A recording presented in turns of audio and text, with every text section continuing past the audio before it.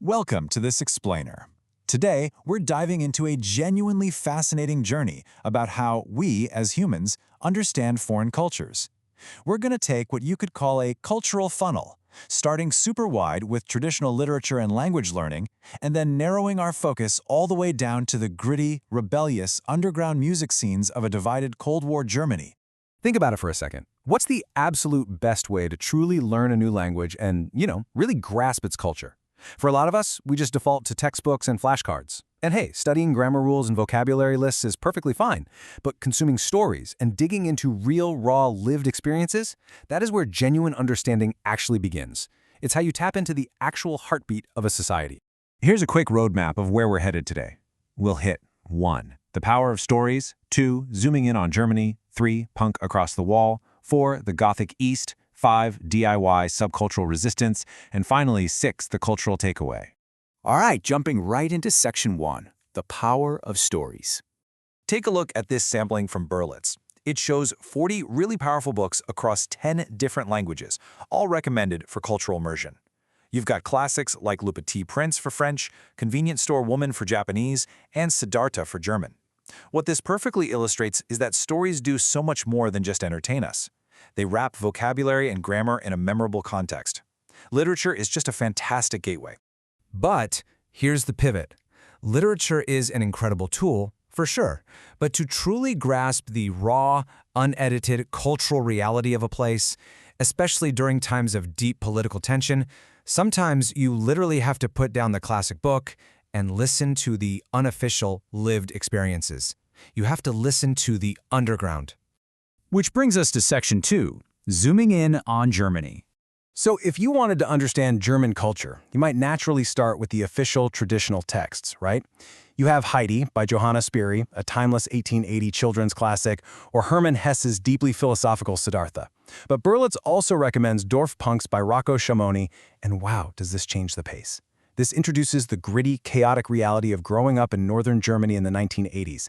It isn't polished academic literature, it's an incredible window into an explosive subculture that shaped an entire generation. Let's keep following that thread into Section 3, punk across the wall. This is where it gets really interesting. The socio-economic divide of the Cold War physically shaped these underground scenes. In West Germany, punk enjoyed total commercial independence with these thriving underground clubs. But over in East Germany, punk operated in a completely different reality. Facing intense state surveillance, these countercultural kids surprisingly found their main refuge within the walls of church spaces, because that was one of the few places where the state's reach was slightly limited. And as these scenes evolved in the early 80s, they started to radicalize and diversify. We get the emergence of distinct subgenres like Kunstpunk, which means art punk, and fun punk. This really highlights how the punk movement wasn't just this monolith of anger, It was a dual-natured phenomenon. It was simultaneously a revolutionary youth culture pushing back against the establishment and a really vibrant, constantly evolving party scene. Moving right along to Section 4, the Gothic East. Now, you might be wondering, is the local music scene actually historically significant? Well, Marlene Schreider's PhD thesis from the University of Birmingham, titled From London to Leipzig and Back, proves that yes, absolutely it is. These alienated subcultures, performing their own kind of rhetorical resistance, are actually subjects of rigorous academic research, heavily documenting the rise of Gothic culture in the German Democratic Republic. Within this East German context, a very specific scene emerged. They were called the Grufti. The Gruftis were the distinct East German goth or wave scene. And because they lived under a strict socialist regime, their scene had this intense local boundedness. They were incredibly isolated, heavily misunderstood, and fully embraced this dark, mystical aesthetic. Due to their profound isolation behind the Iron Curtain, they actually developed in ways that were both strikingly similar and yet totally alien compared to Goths in the West. So how did the state react to this? According to historical analysis, the sexual antics of punks, skinheads, heavy metal fans, poppers, and graveyard-frequenting grufties were as much of concern to the authorities as their real or potential political beliefs. It's wild to think about, but the Stasi, the secret police, didn't just see kids in weird clothes. They actively monitored them as potential ideological threats. Literally, just existing outside the mainstream was viewed as a defiant act. But get this, it wasn't just the government rejecting them. Pair that last point with this incredibly poignant insider's view from an East Berlin scene veteran who goes by DJ Erlog.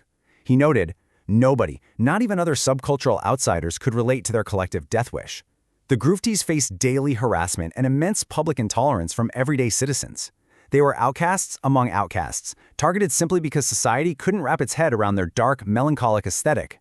All right, let's explore how they coped in Section 5, DIY Subcultural Resistance. What's genuinely amazing here is how the total absence of consumer goods became a massive stimulus for DIY creativity.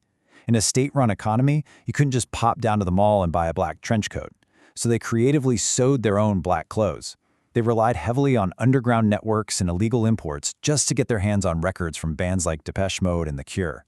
Because the music was so hard to come by, it was never taken for granted. Fans forged this intensely serious engagement with the ideals of the music, building a transnational community that quietly but firmly defied ideological boundaries. Human expression absolutely found a way. And that brings us to our final section, the cultural takeaway. Let's trace how this whole timeline played out. We start off with the peak of the punk movement in the 70s and 80s. By 86 and 87, wave culture gets popularized in Bravo magazine. Then, history happens. The wall falls in 1989. In August 1990, The Cure plays a legendary, historic first East German concert in Leipzig, and Western attendees were absolutely stunned. The East German fans showed up in these wildly creative DIY outfits that completely rivaled and honestly in some cases outshone anything coming out of the West.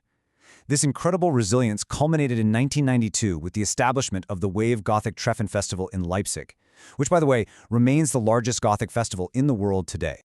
So what's the big takeaway from this whole explainer? It's that culture is an absolutely unstoppable force. Cultural expression is deeply, fundamentally resilient. It cannot be contained by national borders, it cannot be dictated by state-run stores, and it sure can't be crushed by political ideologies. Whether that culture is elegantly bound in a classic Berlitz language book or fiercely stitched into a makeshift black trench coat in an East German basement, human expression always finds a way to survive and thrive. Which leaves us with one final thought. How will historians study your current music and fashion choices in the future? It really makes you think, doesn't it? The subcultures we participate in today might just be the academic thesis of tomorrow. I hope this explainer encourages you to reflect on your own cultural footprint and to stay endlessly curious about those hidden, vibrant worlds operating right beneath the surface. Thanks so much for joining me on this journey.